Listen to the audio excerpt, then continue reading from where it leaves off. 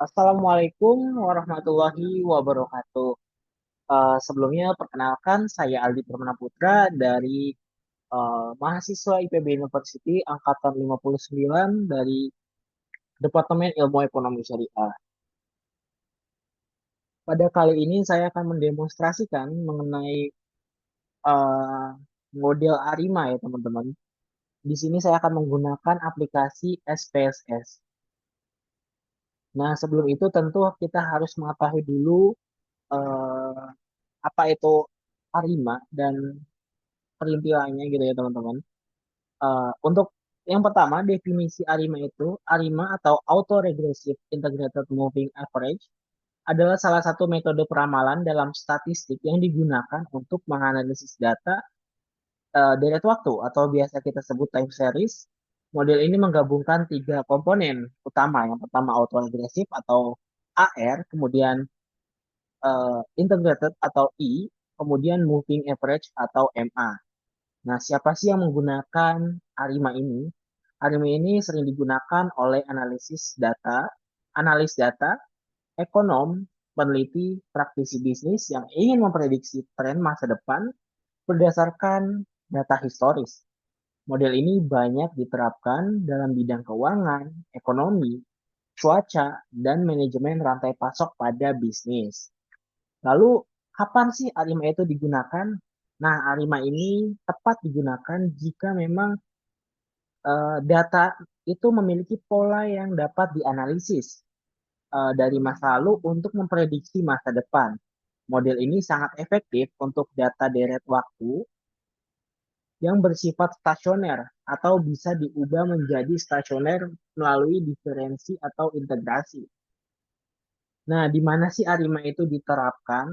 ARIMA ini diterapkan dalam berbagai sektor yang tadi sudah saya mention, termasuk keuangan, kemudian untuk memprediksi harga saham, buat teman-teman nih yang suka main saham, kemudian eh,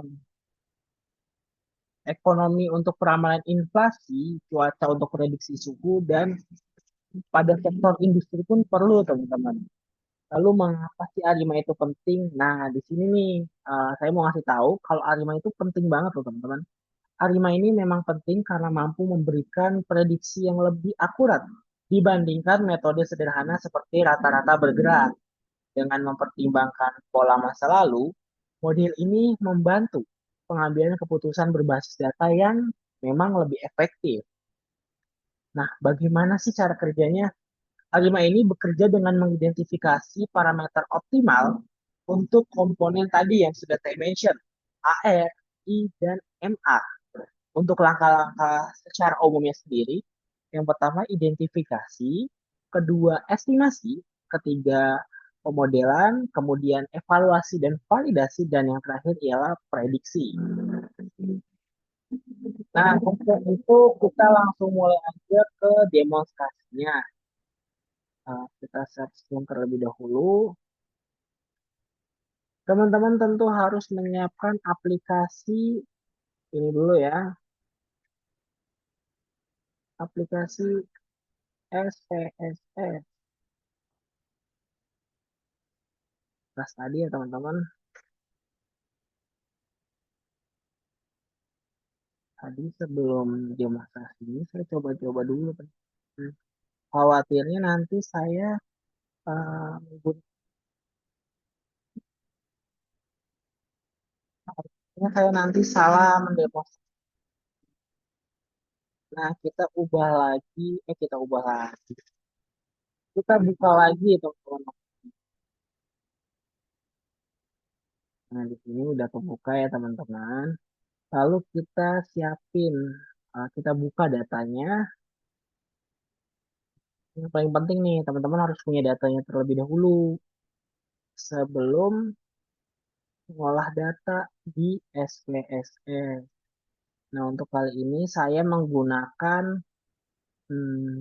data BI-RAT aja ya. Kita coba data BI-RAT.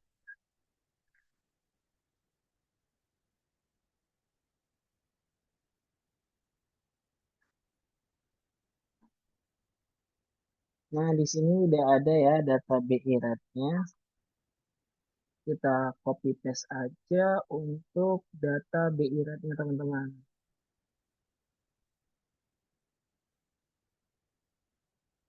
Ini kita copy paste. Lalu kita masuk ke aplikasinya teman-teman. Aplikasi tadi apa nih? SPSS. Ups, kita close dulu. Nah, ini kita langsung masukin aja nih ke variabelnya data view maksudnya. Nah, lalu kita lihat dulu nih di variabel view. Udah benar belum? Nah, untuk measure-nya sendiri ini kita pilih scale ya teman-teman. Lalu untuk variabelnya ini kita ubah jadi BI rate.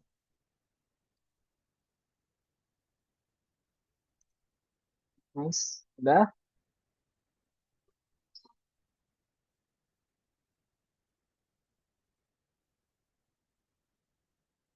Selanjutnya kalau teman-teman udah ubah tipenya,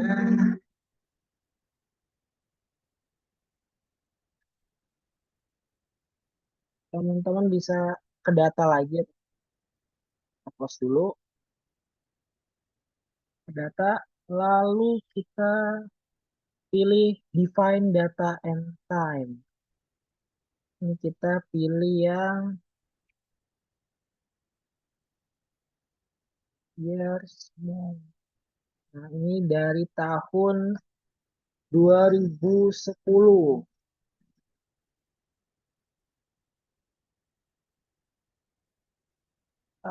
Bulan satu ya teman-teman. Kita langsung oke aja.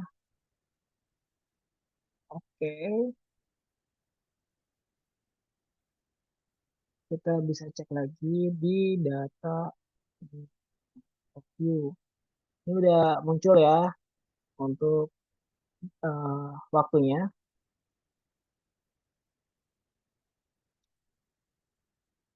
Oke, kita balik lagi ke ini.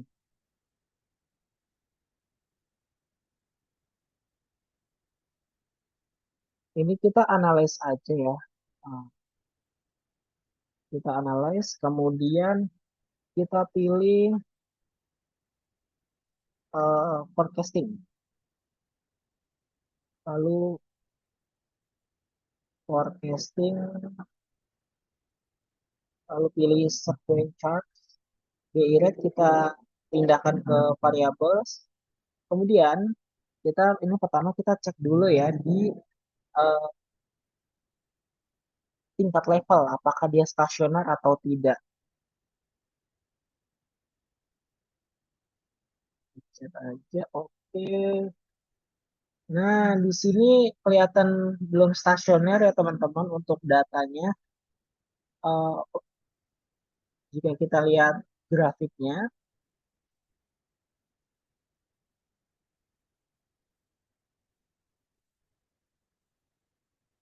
nah, untuk itu agar stasioner kita perlu coba lagi teman-teman di forecasting, eh, lalu ke sequence chart aja teman-teman.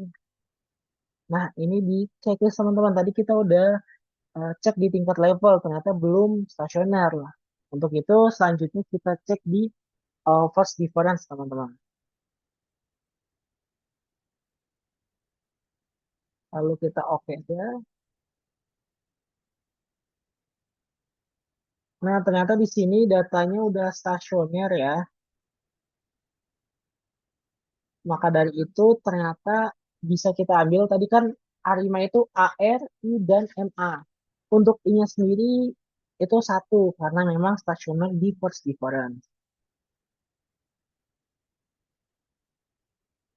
Untuk itu kita perlu tinggal mencari AR dan MA. Caranya teman-teman bisa ke analyze kembali, pilih forecasting, lalu teman-teman bisa langsung pencet auto correlation, BI rate-nya dipindahin, Dan untuk ini bisa teman-teman checklist ya karena tadi memang dia stasioner di First Difference. Makanya kita eh, checklist ini teman-teman.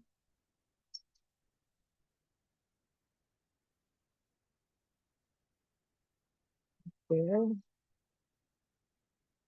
oke udah kita cek. Nah, ini untuk datanya teman-teman udah keluar. Ini ini untuk MA-nya sendiri, kita cara bacanya itu dari kiri ya teman-teman.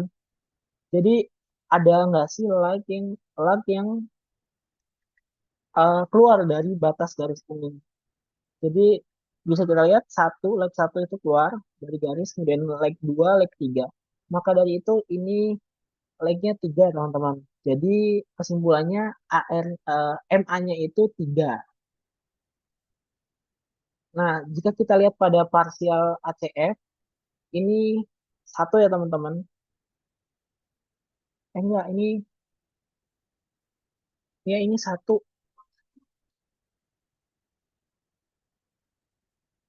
Ini satu. Jadi tadi berarti AR satu, kemudian I-nya satu, dan MA-nya itu tiga. Ya, MA-nya tiga.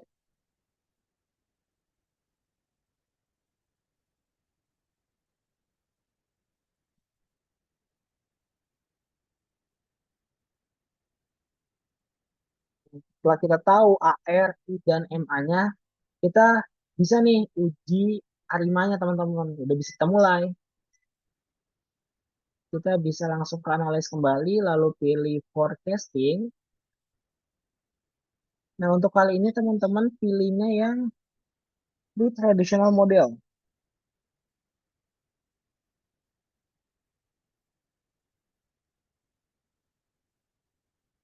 Nah, BI rate-nya teman-teman pindahin ke sini.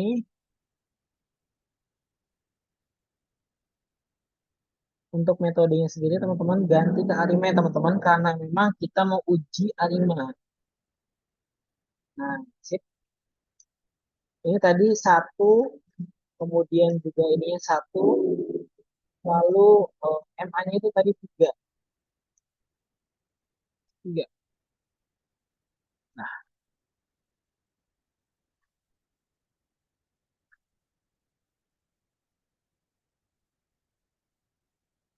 oke kita continue aja. Terus kemudian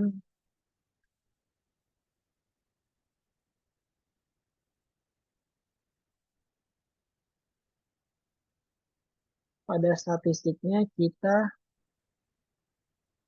cek with R square, treatment, kemudian mean absolute, lalu kita ke plots. Ini kita perlu centang juga teman-teman yang di bawah ya.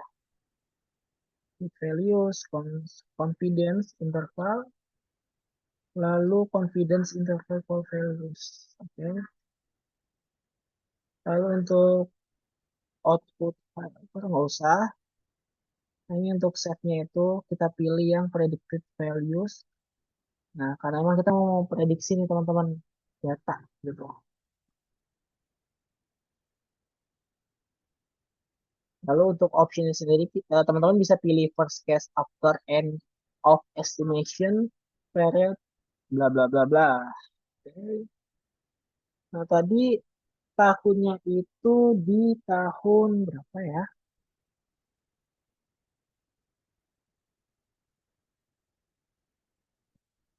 Sampai tahun 2024. Berarti kita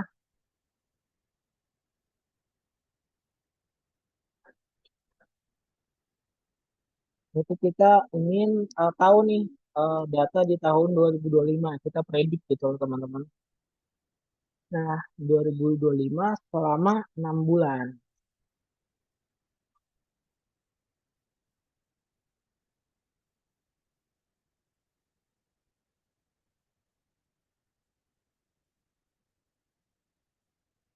Kenapa sih saya pilihnya 6 bulan teman-teman? Karena emang Arima ini tergolongnya tuh untuk ramalan atau prediksi jangka pendek teman-teman.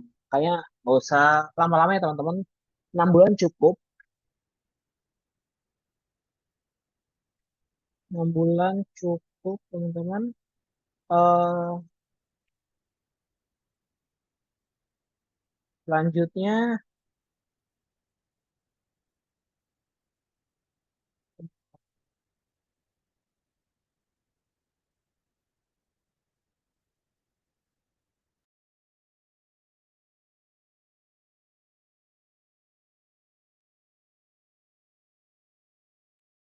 cek, cek.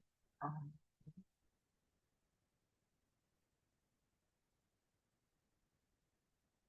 Contohnya teman-teman buat cek, cek, cek, cek.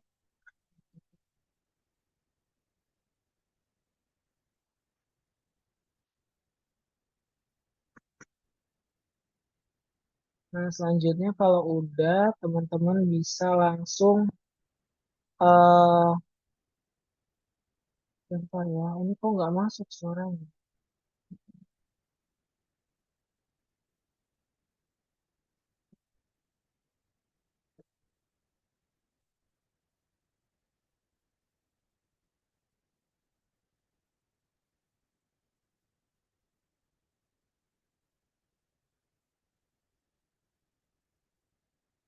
Cek. Oke, udah masuk ya teman-teman suaranya. Nah, kita habis itu pilih month 6 bulan, lalu kita okein aja teman-teman. Nah, di sini yang perlu kita lihat itu R square, kemudian RMSE dan juga MAPE-nya ya teman-teman. Jika kita lihat emang menjadi model yang terbaik teman-teman. Jadi tadi berapa sih? Satu satu tiga itu belum menjadi model yang terbaik. Oleh karena itu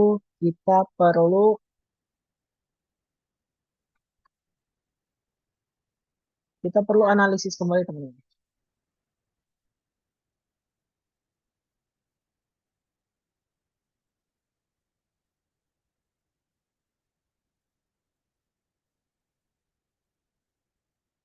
Tradisional,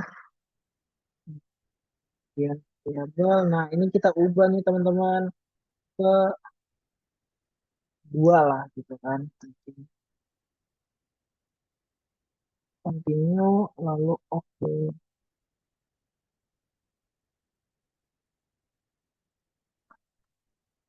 Nah, jika kita bandingin teman-teman antara tadi model 113 dan 112, di sini punya perbedaan ya teman-teman. Bahwa pada R square itu di sini model kedua ini yang baru aja kita analis itu 984. Sedangkan pada sebelumnya itu, oh sama teman-teman, RMSE-nya 159, sama ya, 1548. Oh, MAPE-nya beda teman-teman. Jadi emang ini berarti model ini belum sempurna ya teman-teman.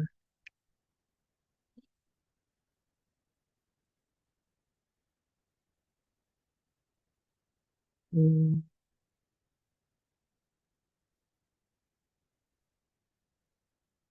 Oke, mungkin kita analis lagi, kita forecasting, pilih grid tradisional.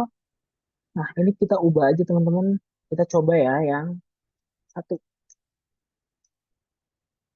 continue. Apakah memang model 1,1,1 ini oke atau ideal?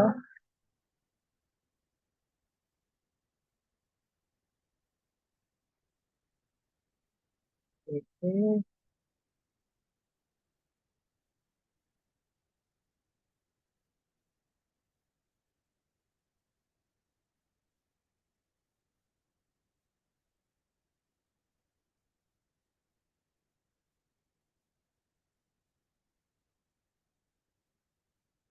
Nah, jika kita lihat di sini MAP-nya 1529, 1523.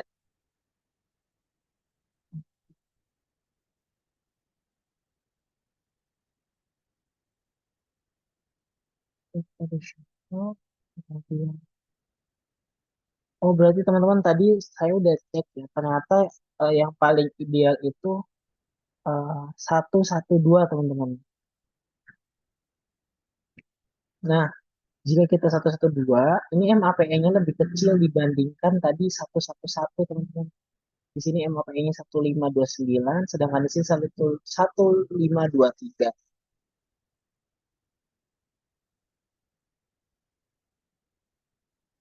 Lalu untuk R squaring sendiri memang tidak ada perubahan yang signifikan ya teman-teman. Tapi yang dari MAPE-nya ada perubahan yang cukup.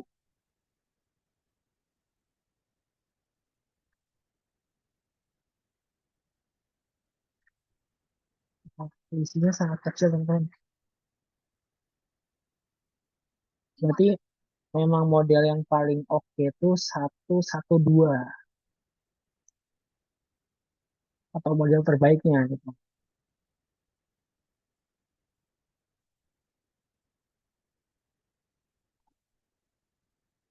Oke, bisa mungkin kita cek dulu ya ke datanya.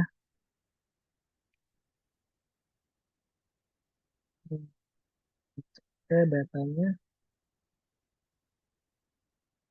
Oh, kan ini pixelnya. Nah, ini untuk datanya teman-teman. Kita cek dulu ya. Nah, ini untuk data 2025 ya teman-teman. Eh, dari Januari hingga Juni ya teman-teman. Jadi 6 bulan. Ini datanya udah kelihatan data prediction-nya. Tadi kan memang kita kan punya datanya dari sampai 12 2024 doang ya. Ini kita udah punya nih data 6 bulan di 2025.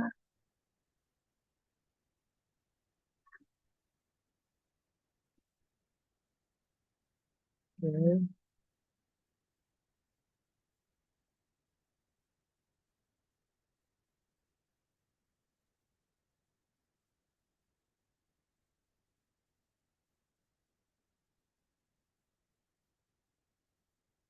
oke teman-teman. Jadi di sini kita ambil yang ini ya teman-teman karena emang model yang kita pilih itu Arima 112 teman-teman model terbaiknya.